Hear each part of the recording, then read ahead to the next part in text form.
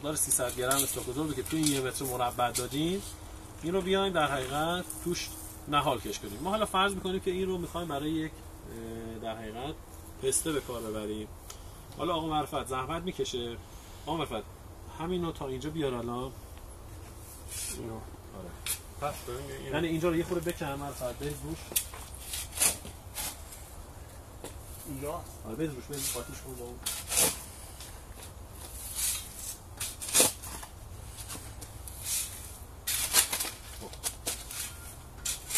بس آقا معرفت الان ببین اون یک کرته نها کن، اون یک کرته.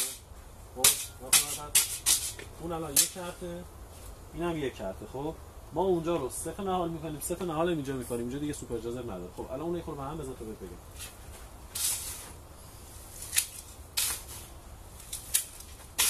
بز اینجا بریز که باشه دیگه.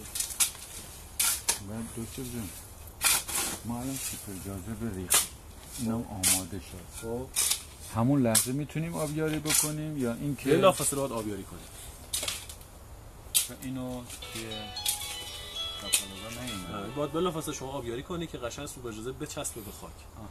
یعنی الان شما اینو کاشتید، ما الان فرض کردیم این چاله است، تا چون چاله نبود ما می‌خوایم اینجا نهال مستقیم بکاریم. خب الان من نهال رو میکارم اونجا. خب آقا فقط کارتش کن بس دیگه، کارتش کن.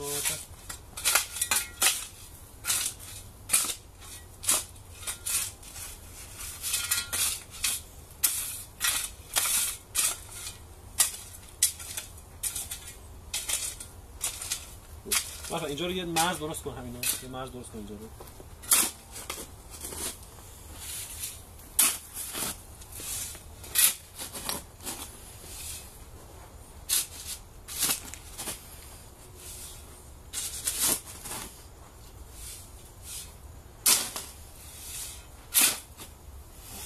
آب مورد نیازش چقدره؟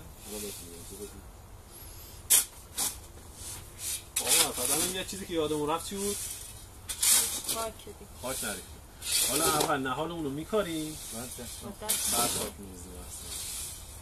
الان ما قرار نبود بریزیم، قرار بود بعدش کاشتن نهال بریزیم. خب من الان کاشتن یه نهالم بهتون. خب آقا حالا وسط این 3 تا چاله درست کن این بغلا. من الان یه کاشتن نهالم بهتون یاد بدم، اونجا نهال اشتباه نکنید. این یه دونه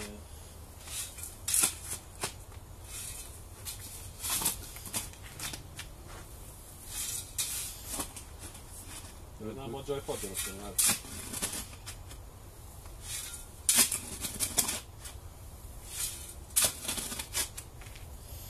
اینو بکارم ها؟ اینو بکاری؟ اونجا بکاری باشه. خب دو تا نهال بیار.